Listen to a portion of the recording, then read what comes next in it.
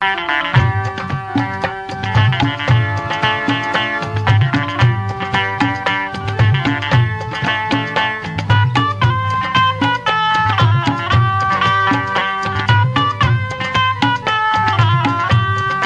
बुद्धाय साथियों, बड़ौदा शहर गुजरात का सांस्कृतिक नगर माना जाता है।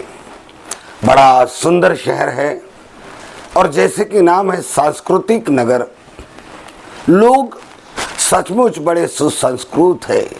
यहाँ के थिएटरों में भी कभी पिक्चर देखने जाओ तो लोग फालतू घटिया किस्म की गंदी मजाक नहीं करेंगे, बिना कारण नहीं चिल्लाएंगे। इस बात का ध्यान रखेंगे कि महिलाएं भी होती है। रात को कितनी भी देर यहाँ की महिलाएं अकेली गाड़ियाँ चलाकर अपने घर पहुँचती है। ना कोई सीटी बजाता है, ना किसी को कोई छेड़ता है। लोग थोड़ा बहुत झगड़ा होता है तो लोग समझौता कर लेते हैं और लोग बीच बचाव करके झगड़ा बढ़ने नहीं देते। शहर बड़ा सुंदर है, ऐतिहासिक है, क्योंकि ये नगरी सर सयाजीराव गायकवाड़ की नगरी है, जिन्होंने डॉक्टर बाबा साहब अम्बेडकर और उनके अलावा भी कई अछूत जाति के लोगों को शिक्षण दिया, पढ़ाई के लिए खर्चा उठाया, बैंकर आश्रम बनाकर वहाँ उनको पढ़ने की व्यवस्था की। ऐसे शहर में डॉक्टर बाबा साहब के अनुयायी के संघर्ष के द्वारा जिस वृक्ष के नीचे डॉक्टर बाबा साहब अम्बेडकर ने संकल्प किया था, उसे संकल्प भूमि नाम दिया गया है।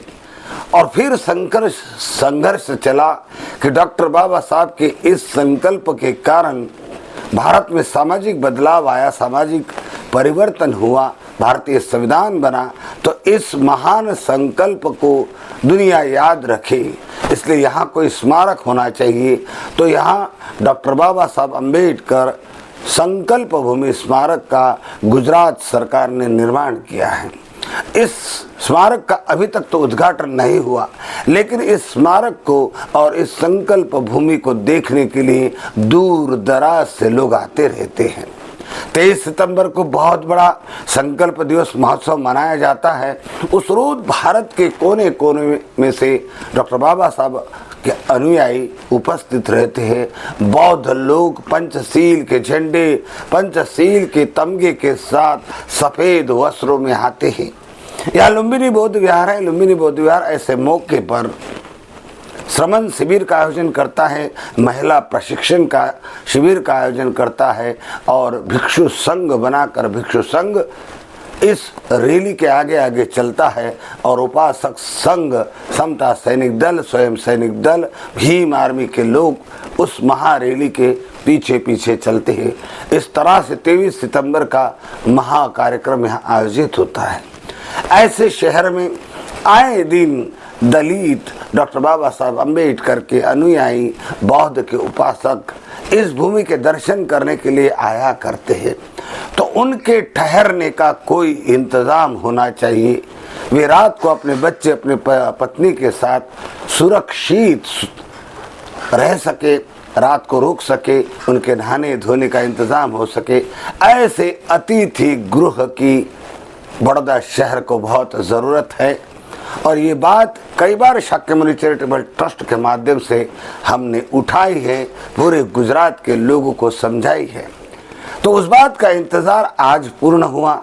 आज रविवार तारीख 17/3/2024 के दिन कबीर पंथ के संत स्वामी मार्गशीर्ष स्मिथ के द्वारा अतिथि गृह के भवन का भूमि पूजन हुआ। इस अवसर पर रतिलाल परमार शाक्यमुनि चैरिटेबल ट्रस्ट के अध्यक्ष विक्रम प्रसाद जी, बौद्धाचार्य धम्मप्रिय रविंद्र गाढ़े, बौद्धाचार्य ओमकार इंगले, गुलाबराव इंगरे, मधुकर आयरे, संध्या गाढ़े जी और कई सारे कार्यकर्ता इस अवसर पर उपस्थित रहे। त्रिरत्न वंदना ली गई।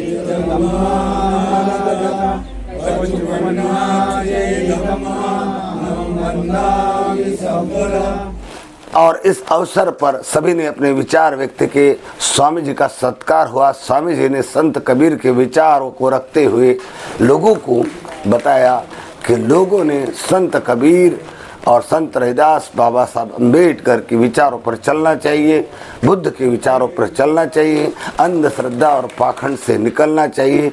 तो बड़े ही उत्साह और मंगल प्रसन्न अवस्था में आज लुम्बिनी अतिथि गृह के कंस्ट्रक्शन का काम प्रारंभ हुआ। तो हमेशा एक क्वेश्चन रहा, क्यों प्रारंभ हुआ। शाम को लुम्बिनी बौद्ध विहार पर समर्ण संघ और भारतीय बौद्ध महासभा के कार्यकर्ताओं की मीटिंग हुई, जिन्होंने जाति तोड़ो समाज जोड़ो अभियान की शुरुआत की है और बुद्ध के विचारधारा पर उन्होंने चर्चा आरंभ की। धर्म का उत्पन्न होना कैसे हुआ, कैसे जाति व्यवस्था बनी, इस पर गहन चर्चा हुई और किस तरह से अभियान को आगे बढ़ाया जाए, उस पर समस्त विचारधारा का